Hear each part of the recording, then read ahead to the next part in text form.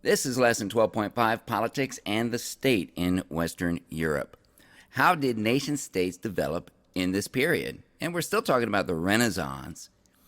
And College Board Topic 1.5 deals with new monarchies. And it says, explain the causes and effects, that's a historical thinking skill, by the way, of the development of political institutions from 1450 to 1648. And by the way, 1450 and 1648 are the bookends of period one of the four periods that our course is divided into. And it says, new monarchies laid the foundation for the centralized modern state by establishing monopolies on tax collection, employing military force, dispensing justice, and gaining the right to determine the religion of their subjects. And it says, across Europe, commercial and professional groups gained in power and played a greater role in political affairs. And then College Board Topic 1.11, which we've seen about 1 million times by now, deals with causation in the Renaissance and the Age of Discovery. Explain the context in which the Renaissance and the Age of Discovery developed. The struggle for sovereignty within and among states resulted in varying degrees of political centralization. And the new concept of the sovereign state and secular systems of law played a central role in the creation of new political institutions. And we're going to be dealing mostly with France, England, and Spain during this time. But first, let's talk generally. Starting around 1450, just as the 100 Years' War was ending, monarchs started this long process of consolidating their power. It happened over a period of successive generations of kings. It did not happen overnight. Nobody did it all in one reign. And before 1300, monarchs ruled in partnership with their powerful nobles, as we have learned. The king was their lord, the nobles were his vassals, and we learned all about this concept of lords and vassals in the summer reading. And between 1300 and 1450, we saw in the summer reading that the hardships that hit everyone in Europe were such as wars, new types of warfare like artillery, and economic collapse and disease, and peasant uprisings, and church conflicts. We've seen all of that, tons of upheaval. And all of these factors were tough on the nobles as well as kings and as well as commoners and peasants. Many nobles died, and resources grew scarce, and as competition for these resources increased, the relationship between kings and nobles grew increasingly adversarial. And the tougher things got, the more these nobles defied their king's authority.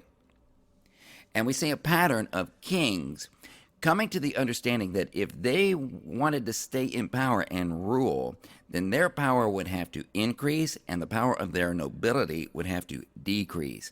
And therefore, kings needed to somehow reinvent their monarchies and their state structures in order to accommodate this new reality. And it wasn't just about a king protecting his own power. It was about building a state structure that was responsive to the needs of its people, managing all of this chaos, providing security and order, providing prosperity, providing unity. And these were things that nobles tended not to be very interested in.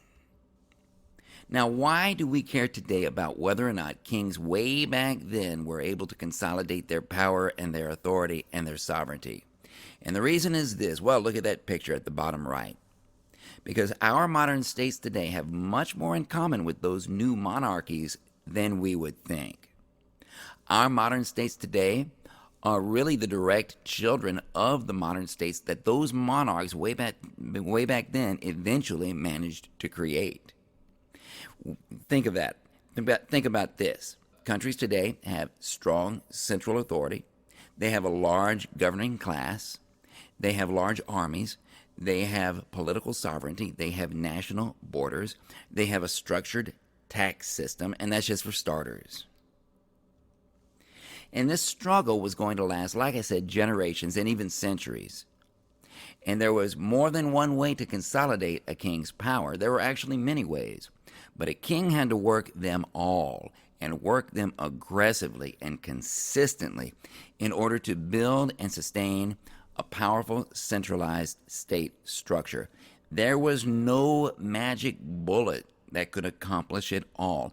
There was no one program that you could just roll out and get it all done. And we aren't going to see everything that these various monarchs tried, but we are going to see the 7 things that these various monarchs tried most successfully. And the more of these things they could do, the better their chances of success. So what kinds of things do you need to do if you are a monarch who wants to somehow outmaneuver your nobles and get around them and consolidate power for yourself? Well, the first thing you need to do is you need to get your own sources of income. If you depend on your nobles for income, lots of bad things can happen. They can refuse to give you the money, or they can be willing to give you the money but demand concessions that will limit your power and increase theirs, and that is the opposite of what you're trying to accomplish. So you don't want to go to them for money. So how can you get the money you need without your nobles' approval? There's a couple of things you can do. You can levy indirect taxes, like sales taxes and tolls on goods coming into the country. You can do that. You can also levy direct taxes on non-nobles. The nobles aren't going to let you do that, but you can levy direct taxes on peasants, on church lands. You can levy poll taxes, like per person. If you are a king who wants to collect taxes on church lands, then you need to be the one who appoints the bishops rather than the pope. So you're going to have to work this issue out with the pope.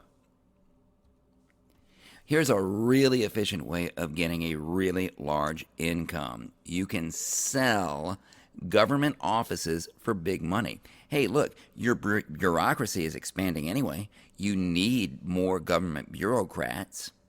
New government offices are constantly being created, but selling these offices to people, that's kind of risky. Because once someone buys a government position from you, that government position is like their personal property.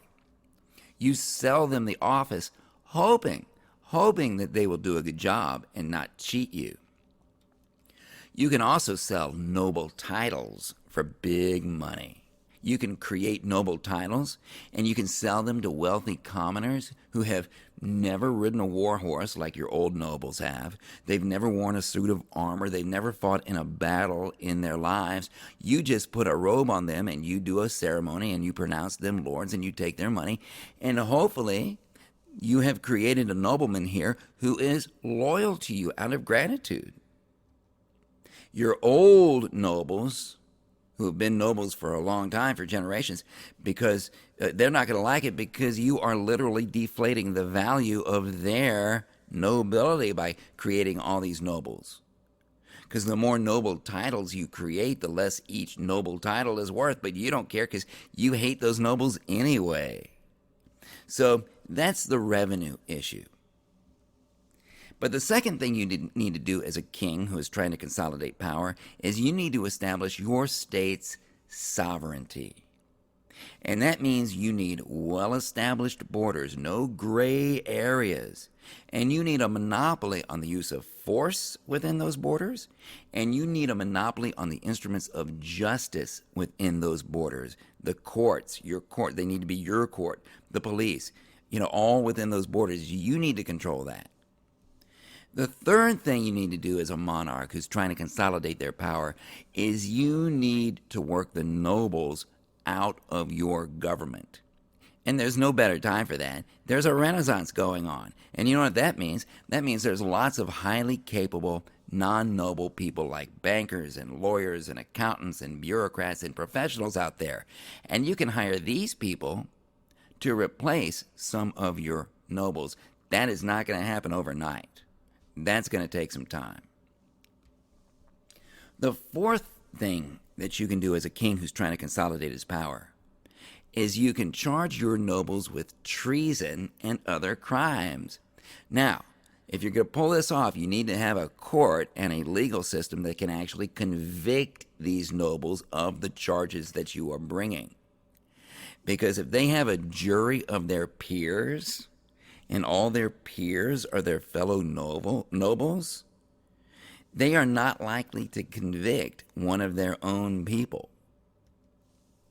The fifth thing you need to do if you are a monarch who's trying to consolidate his power is you can literally go to war with your nobles. You can take their armies from them. You can depose them. You can kill them. Number 6, the sixth thing you can do as a king trying to increase his power and authority, you can consolidate that power through marriage. And finally, the seventh thing, you as king must very intentionally and deliberately cultivate an image of majesty. You have to be larger than life. You have to project that majesty. You have to be more than just a mere mortal. You have to see to it that every subject, high and low, gives respect and honor to your majesty. Now, not every monarchy succeeded in consolidating power. 3 monarchies that did manage to consolidate power were France, England, and Spain. And we're going to talk about each one. First, let's talk about France. 4 French monarchs on the long road to new monarchy. And the first of these was Charles VII, and he lived from 1403 to 1461. Now, if you did our summer reading, you might remember that Joan of Arc was responsible for his being crowned king. And Joan of Arc saw something in Charles VII that nobody else did. Here's what everybody else saw. Charles was frail, he was insecure, he was possibly illegitimate, and he did nothing at all to help Joan of Arc when she was captured. Remember that? But Joan of Arc defended him and praised him right up to her death. And it seemed as if Joan of Arc's total, unwavering faith in Charles VII had been misplaced. Except that as fate would have it, it wasn't misplaced. Maybe Joan of Arc inspired Charles VII to be more than he was. Maybe Joan of Arc gave Charles VII the push he needed to find his inherent greatness. Maybe Charles VII wanted to get out from under Joan of Arc's shadow. But Charles VII deserves more credit than he usually gets.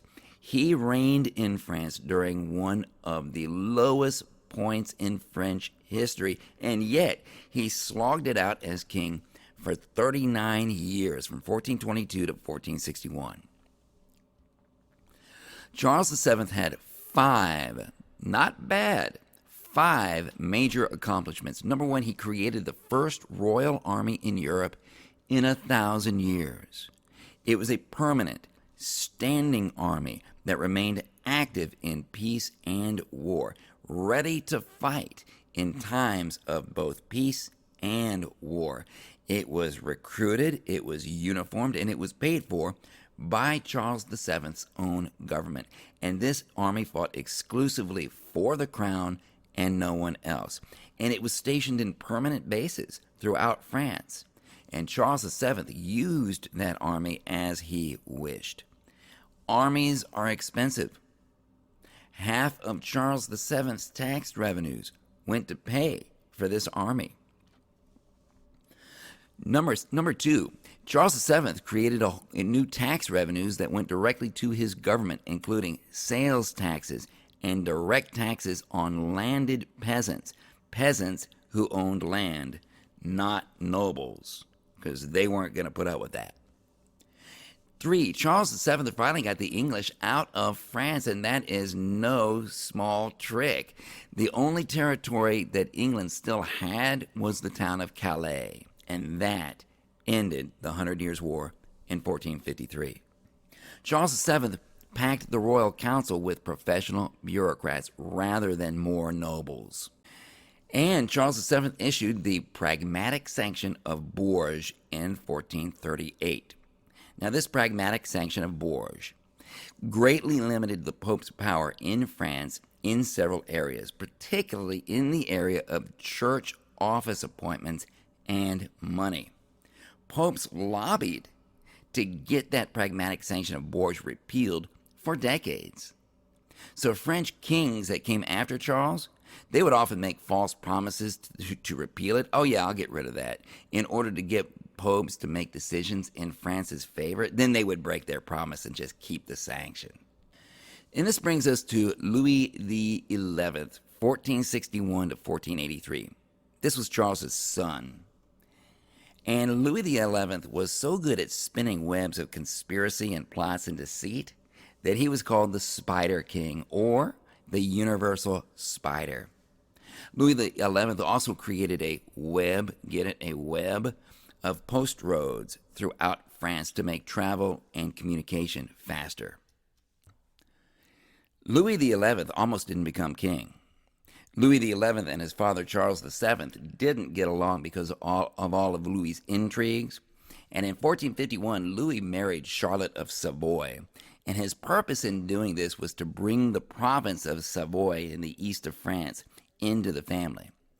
But Charles VII, his dad, was furious because Louis married her without his permission.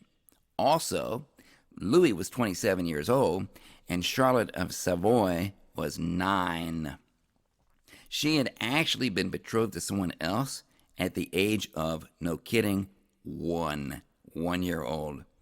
Luckily, don't get too freaked out, she didn't have the first of her 8 children until she was about 16. In 1456, Charles VII was so mad at his son Louis that he sent the army to Dauphin in the east to arrest his own son. By tradition, the king's heir ruled the province of Dauphin, and you might remember that from our summer reading. And Louis fled to the Duchy of Burgundy, and the Duke of Burgundy refused to give Louis to Charles VII. Now, Burgundy was now a vassal of the French king, but as we have seen, Burgundy fought against the French king in the 100 Years' War. Remember that? And so nobles were very unruly, and the dukes of Burgundy were the most powerful and the most unruly of all. And Charles VII warned the Duke of Burgundy. This is what he said about his own son. Okay, this is how he saw his own son. He said, "You are giving shelter to a fox who will eat your chickens." In 1461, Louis became Louis XI, King of France. And in 1477, Louis XI turned against Charles the Bold, Duke of Burgundy. And remember, the Burgundians had helped him. And Louis XI used Swiss army troops to kill Charles the Bold at the Battle of Nancy. And Louis XI then walked into Burgundy and took it over without a fight. Other French nobles saw the writing on the wall when this happened, and they acknowledged Louis XI's authority as their king. And this brings us to Louis XII. Louis XII was a cousin of Louis XI, actually, and Louis XII used marriage to add another large duchy to the French crown. He married Anne of Brittany. Now, why go to war to conquer Brittany and consolidate power when you can just marry your way in? And that's exactly what he did. Finally, you had Francis I from 1515 to 1557, and some say that Francis I was the greatest French monarch. Francis I was the one who finally got the French state on the right footing towards being strong and centralized. But I think you have to give the previous 3 guys that we just talked about, Charles VII, Louis XI, and Louis XII, a lot of credit for laying the groundwork. Francis I expanded the policies that his predecessors had begun, and he continued to sell noble titles. And this meant that there was a growing population of nobles in France who, like I said before, had never used a sword, never ridden a war horse, never wore a suit of armor. And Francis I also continued to sell government offices, and all these things raised a whole lot of money. And he continued to hire middle-class officials to run his government instead of bringing nobles in. So he began the creation of this governing middle class of people in France. But the really big thing that Francis I did was this. In 1516, Francis I finally cashed in that Pragmatic Sanction of Bourges that Charles VII had issued way back in 1438, that the popes hated. French kings had held on to this sanction against the Pope's power in France for 68 years. And popes, successive popes, had lobbied for its repeal for decades. And over time, the Pragmatic Sanction of Bourges had grown more valuable, become a more valuable asset as France had grown in size and prosperity. And in exchange for the repeal of the Pragmatic Sanction of Bourges, Francis I and Pope Leo X signed a new treaty between the two of them called the Concordat of Bologna. The Concordat of Bologna had this in it. It said Leo X officially recognized the French king's authority to name bishops and abbots in France. The papacy had never recognized the Pragmatic Sanction of Bourges, and now they were recognizing this privilege of the French king. In return, the Pope got the first year's income from every clerical appointment that the king made. Every time the king made a new clerical appointment, Pope gets the first year's income of that person. If you control church appointments like the King of France does, according to the Concordat of Bologna, you can control church policy, because you control church policy based upon the people you put in there. So this was another big step in consolidating French central power. Let's go over to England. After the 100 Years' War, England was another country where the nobility was completely out of control. The nobility had no interest at all in the welfare of the nation or the people in it. They fought whomever they wanted. They attacked whomever they wanted. They robbed whomever they wanted. Two noble houses, the Lancaster and the York, fought for 32 years to control the English throne in the Wars of the Roses from 1455 to 1487. And these wars killed the male bloodlines of both houses. And so, as it turns out, a relative of one of those houses, Henry Tudor, became Henry VII in 1485. And Henry VII was not about to depend on these nobles for anything. And so whenever Henry VII met with Parliament, he refused to ask them for any money. Parliament was the assembly of nobles that had been formed in England in 1295. Instead, Henry VII ran the royal government with his own money, and he avoided anything as costly as war, because that's the most expensive thing you can get into. And so Henry VII had his son Arthur marry Catherine of Aragon, daughter of Ferdinand and Isabella, to seal a diplomatic peace with Spain. That's one way to get out of an expensive war with Spain. And Henry VII hired smaller landowners and urban professionals to run the government rather than any of those nobles. But the most famous thing that Henry VII created for dealing with his nobles was the Star Chamber. And there's a picture of it right there. Look at the ceiling. Look at all the stars. The Star Chamber was a way to get the most lawless and most treacherous nobles charged and convicted of their crimes. Under English common law, it was nearly impossible to get convictions against treasonous nobles, because under English common law, a defendant was allowed to be judged by a jury of his peers. And a troublemaking noble's peers were all the other nobles, and they were not going to convict one of their own. So bringing them to court under English common law was a joke.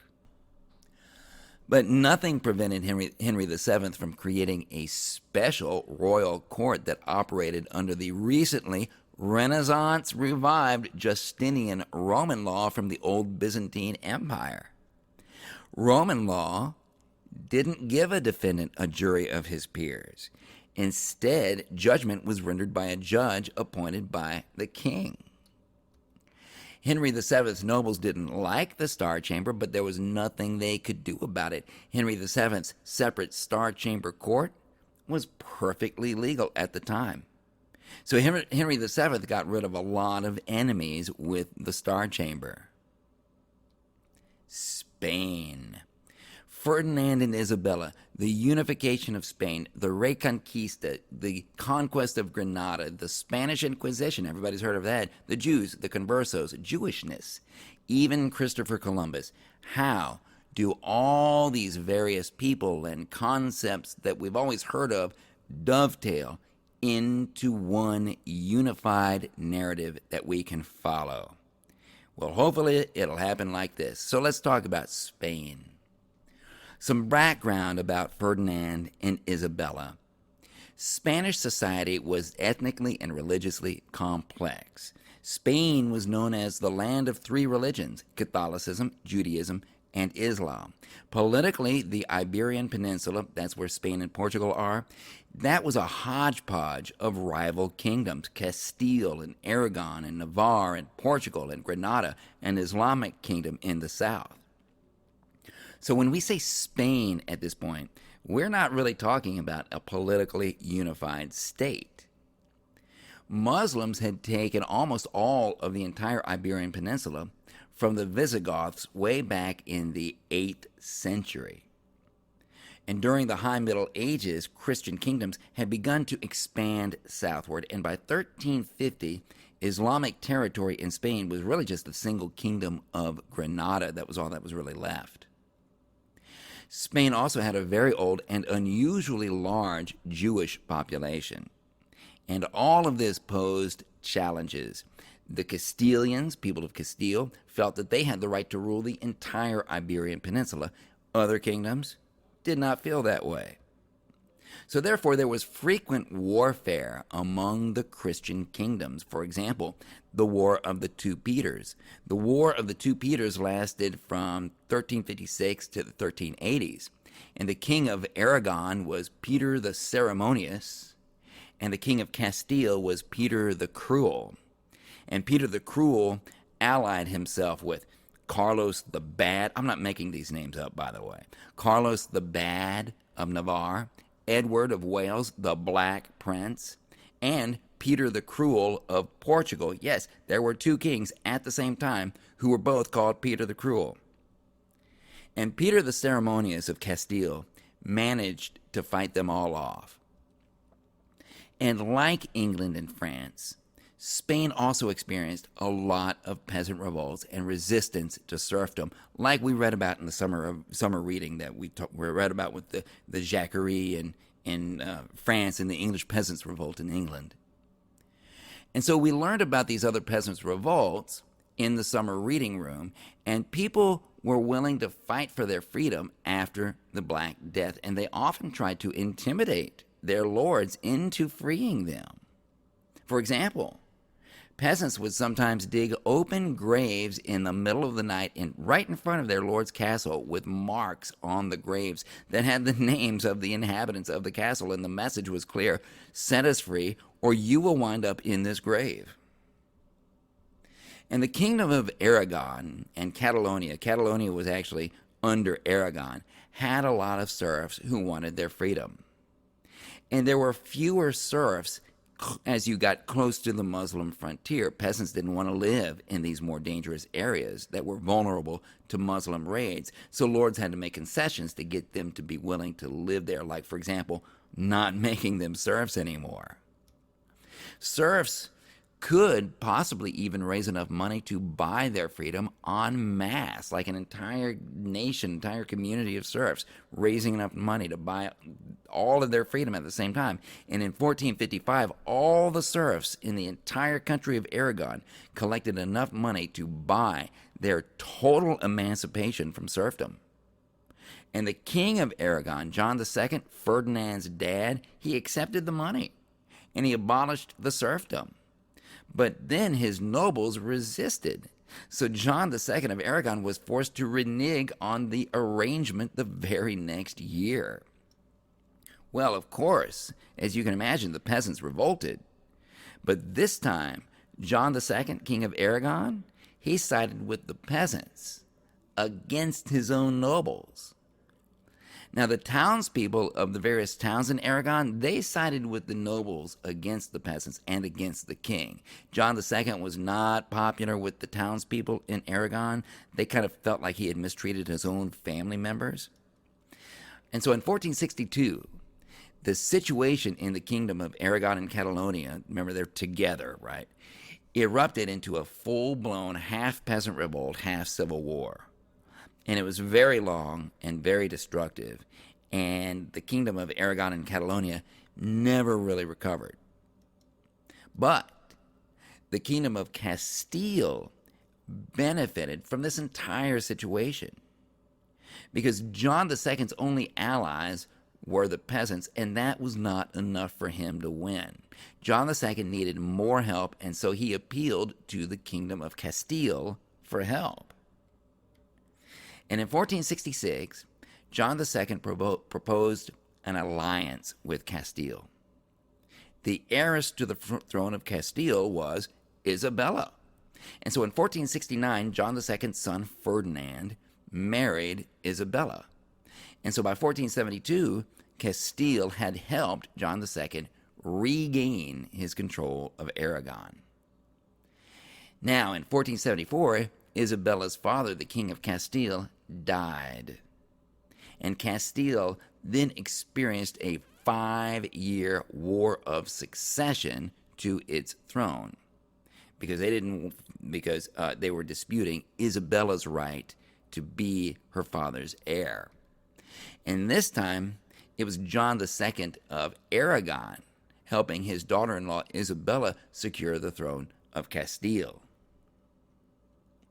So in 1479, Isabella became the Queen of Castile, and Ferdinand became Ferdinand II, King of Aragon. So now Aragon and Castile were now united under a single dynastic union.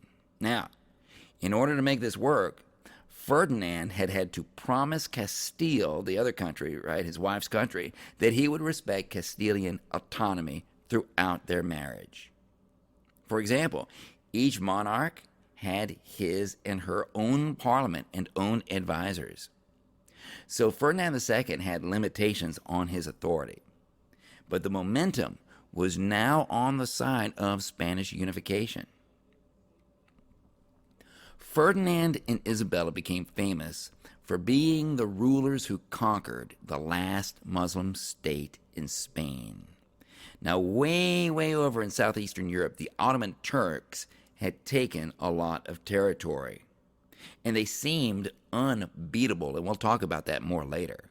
The Ottomans had even landed in Italy and captured a city there for a period of several months.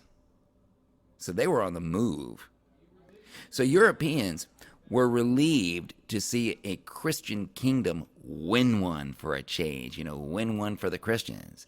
And it didn't matter that the Moors of Granada had almost no shared experience at all with the Ottomans way over in the eastern end of the Mediterranean, right? A Muslim was a Muslim in the minds of these Europeans. So the Islamic kingdom of Granada had survived for centuries in Spain, and they had always been able to call up allies in North Africa to come over and help them when they needed it. But now these allies were no longer as interested in helping them. And the kingdom of Granada had also been very good at playing different Spanish kingdoms against each other in order to survive.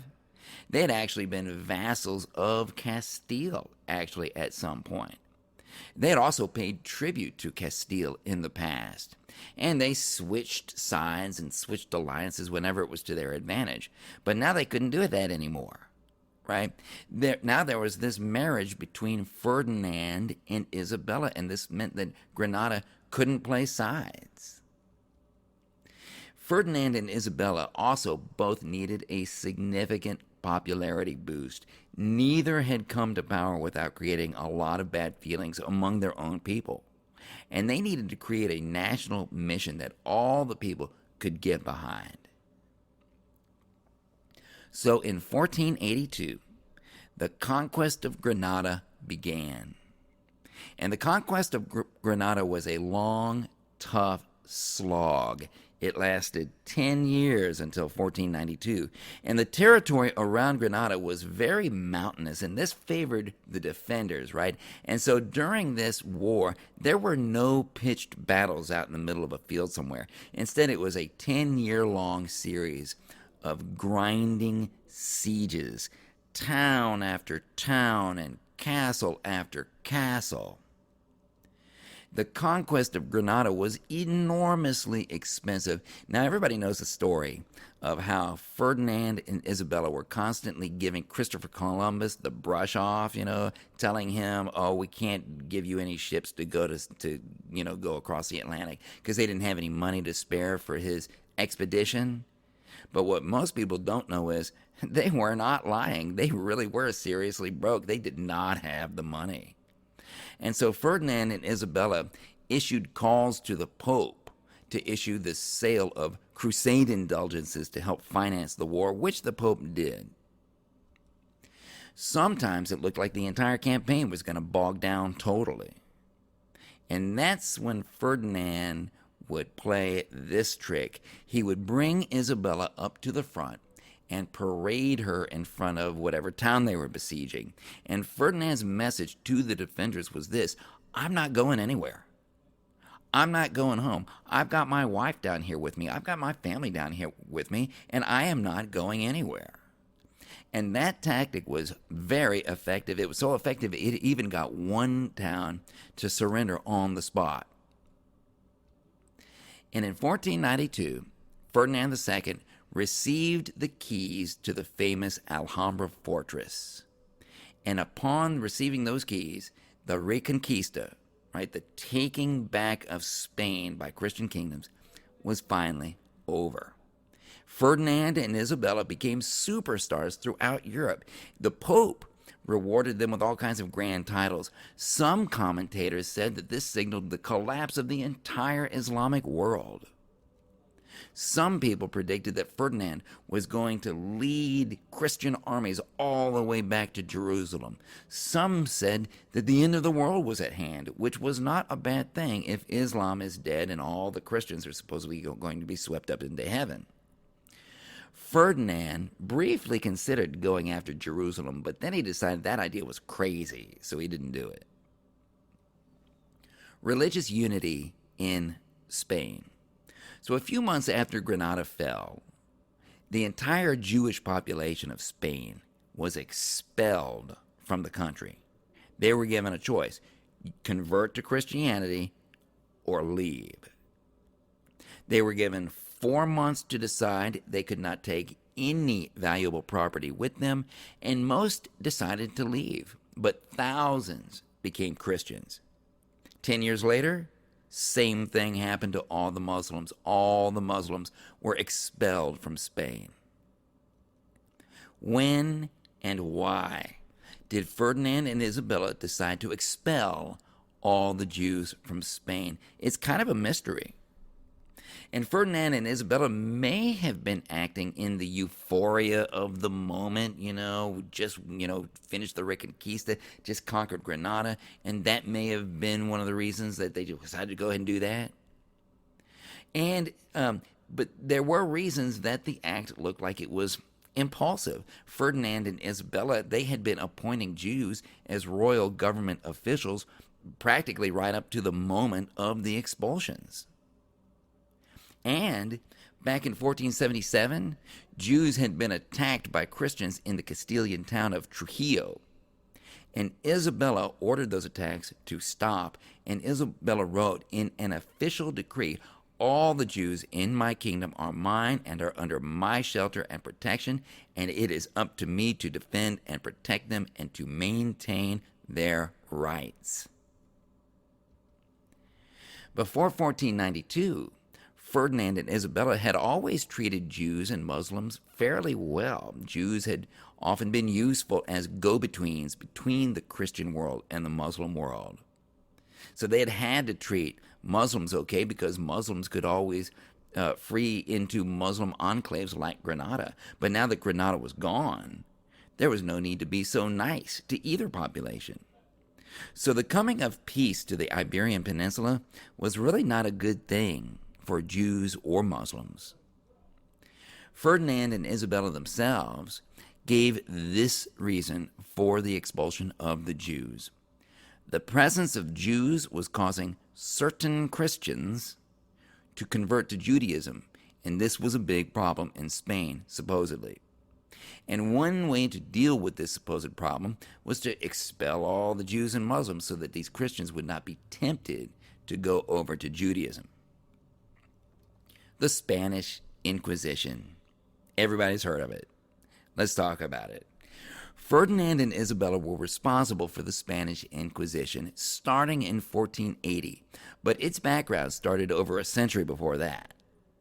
Because of the three different religions, there had been a lot of all-out warfare and high tensions in Spain for centuries.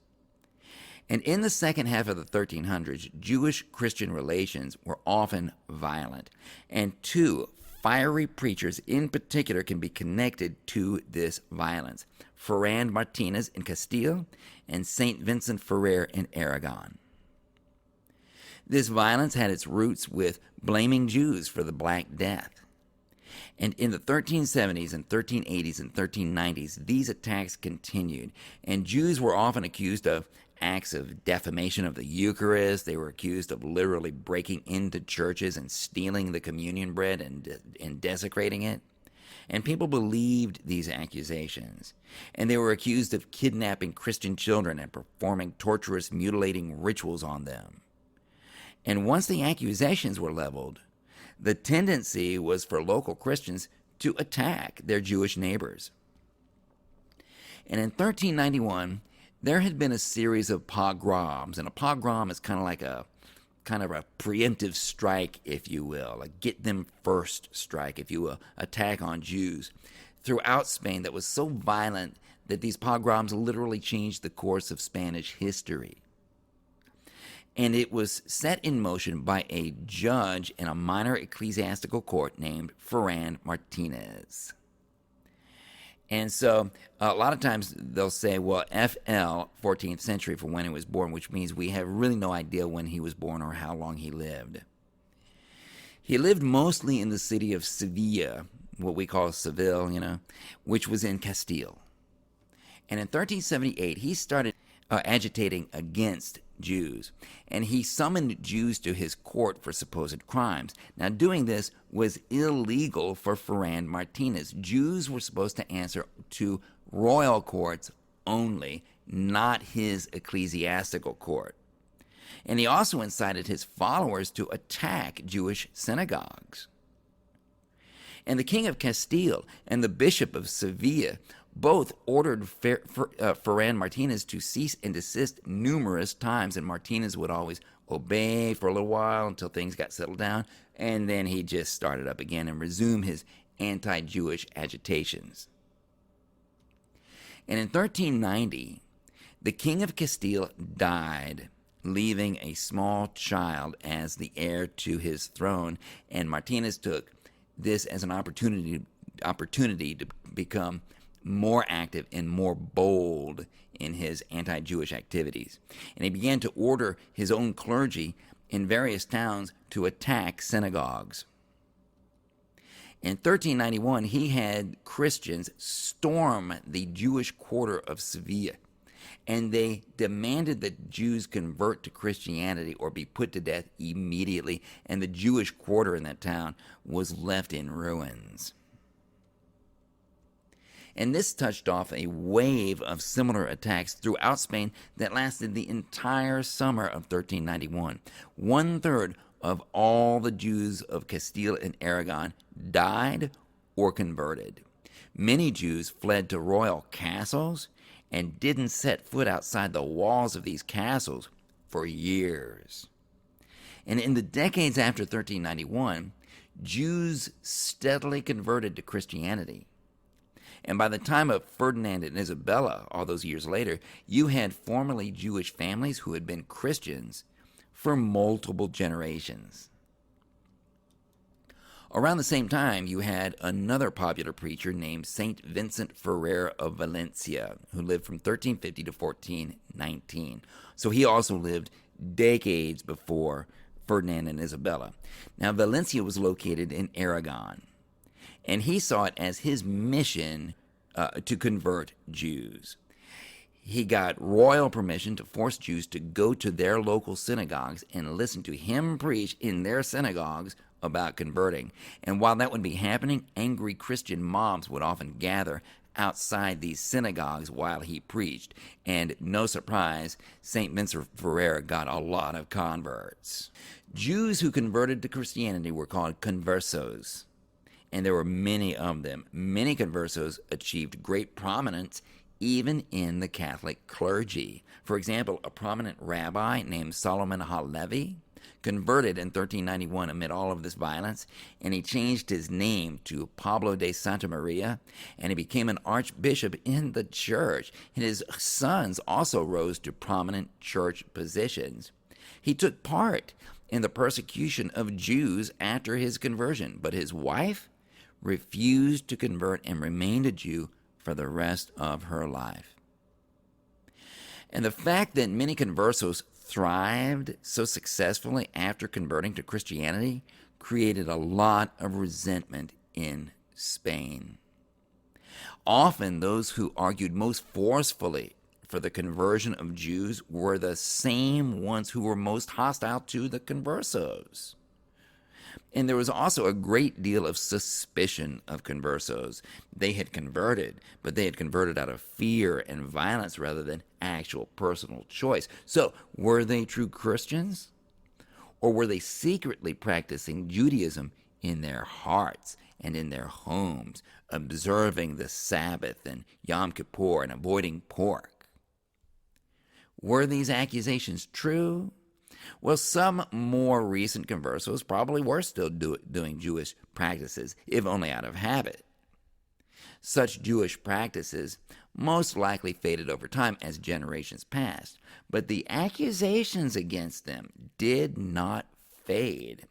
The technical term for when converted Jews relapsed back into Jewish practices was called Judaizing. And in 1449, 58 years after the anti-Jewish riots of 1391, a riot broke out in the city of Toledo. And this time, it broke out against the conversos of the city. And it resulted in a rebellion that lasted months. And in response, the governor of Toledo issued the highly significant Sentencia-Estatuto de Toledo. And in this decree, conversos were forbidden to hold any public or church office. Conversos were forbidden to act as witnesses in trials. But the most significant thing about the Sentencia-Estatuto de Toledo was the reasons it gave for these new restrictions. A new concept of Jewishness emerged in Spain around the middle of the 1400s. It had no precedent, but it had a huge future ahead of it. Throughout the Middle Ages, the church law and royal law had held Jewishness as purely a religious belief.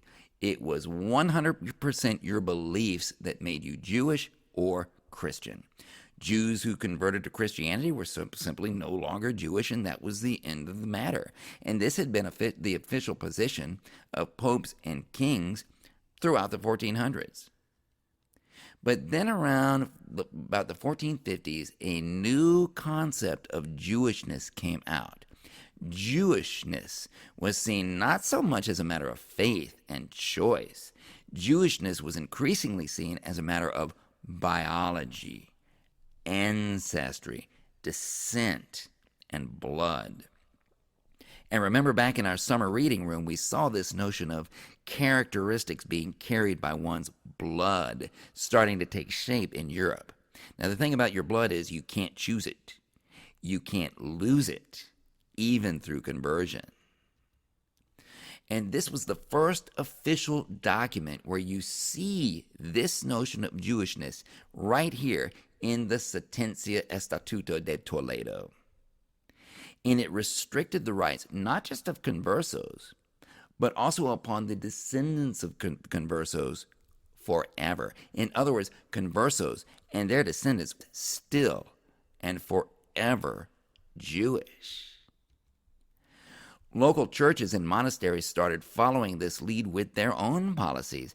They restricted conversos and their descendants from holding offices there. Conversos and their descendants were restricted from becoming monks in monasteries. Now, question, does this lead us directly to Hitler and the Nazis 500 years later? Not really. Hitler's view was more shaped by social Darwinism than by the Sentencia-Estatuto de Toledo, and we're going to study this social Darwinism in the spring.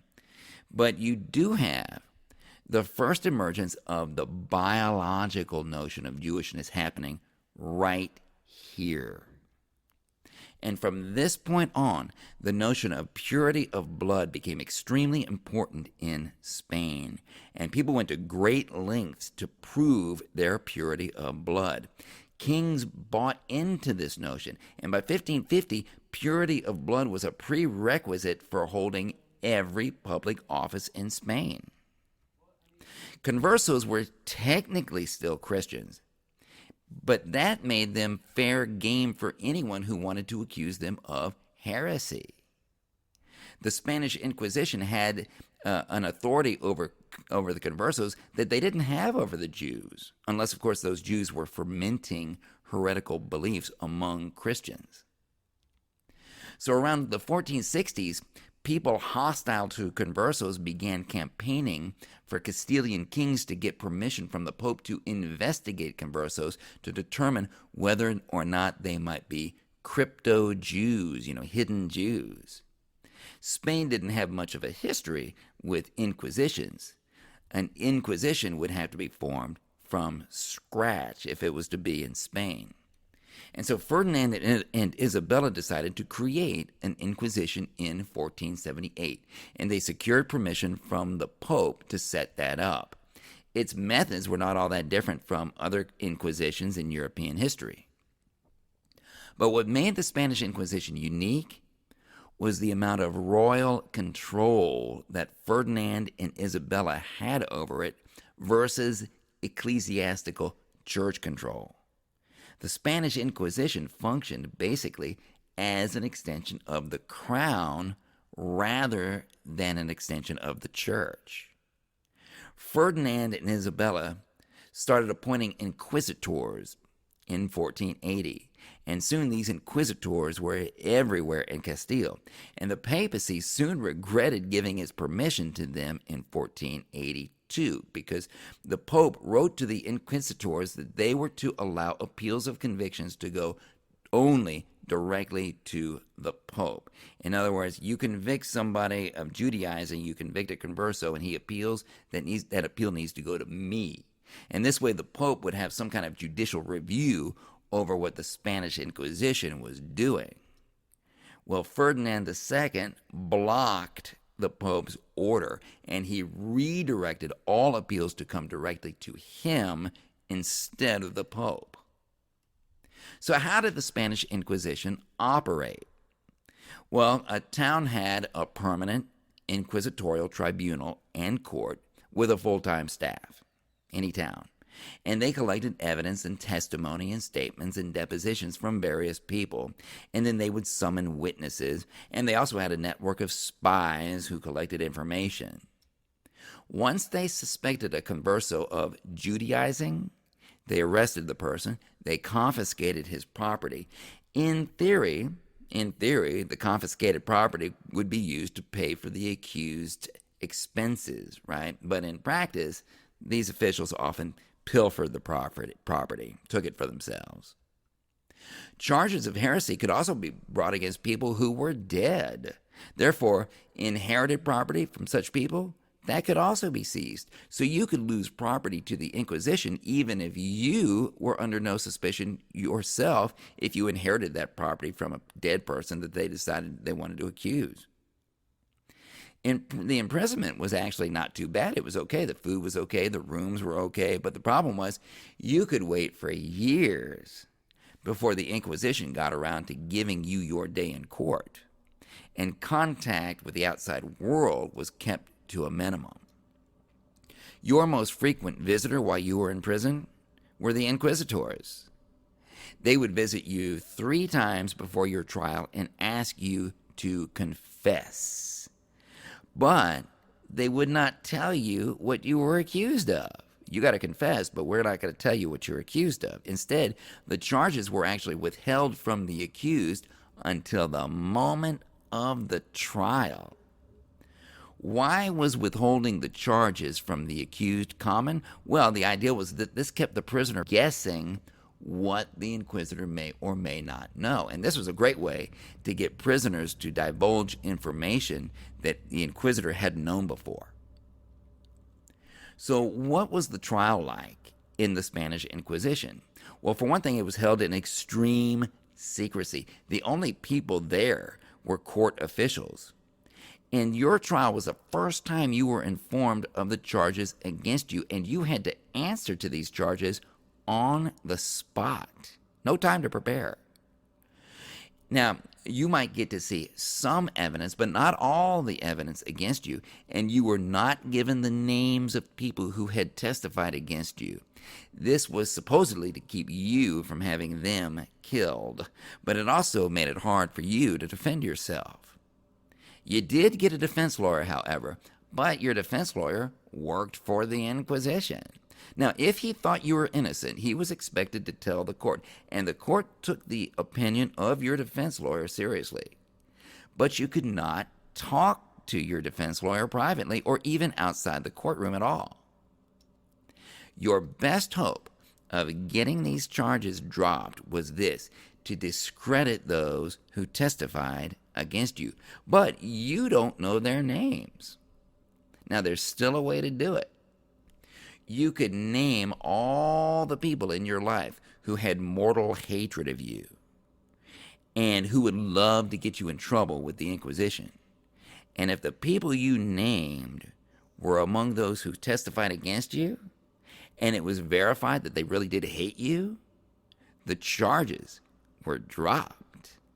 For example, there was an accused converso in 1531, and he provided a list of 152 people who he claimed hated his guts, and at least 35 people had testified that he was a heretic, and all 35 people were on his list of 152 names, and the inquisitors verified that all 35 of these people truly hated him.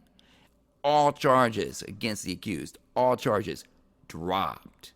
So it could be done. Torture. The inquisitors only brought people into the courtroom who they strongly suspected of heresy. And this made it hard for you to defend yourself because they already strongly suspect you. And torture was applied only when oral testimony was insufficient. But this was often.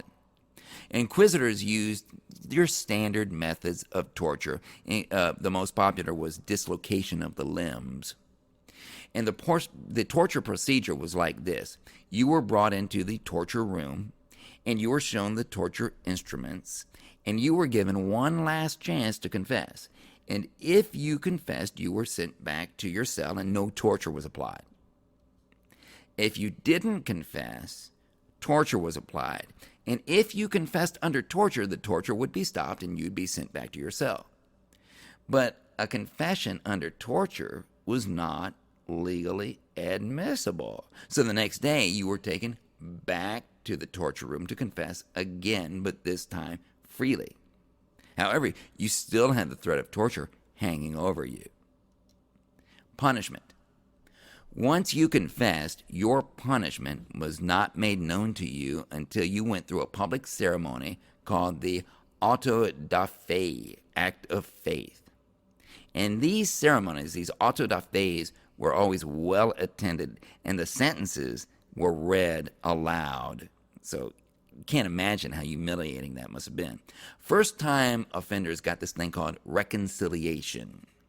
And under reconciliation, you were required to wear a garment of shame called a San Benito, had a big, huge X on it, and you had to wear that thing for the rest of your life. And when you died, your San Benito was permanently hung in the church.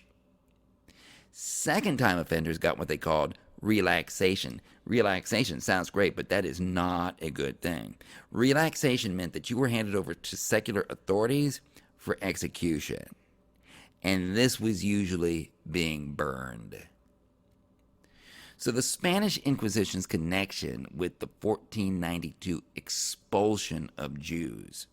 The inquisitors argued quite early that they would never be able to get rid of all of these crypto-Jews, all of these conversos who were still Judaizing, as long as there were real Jews living in Spain who reminded the conversos of their heritage.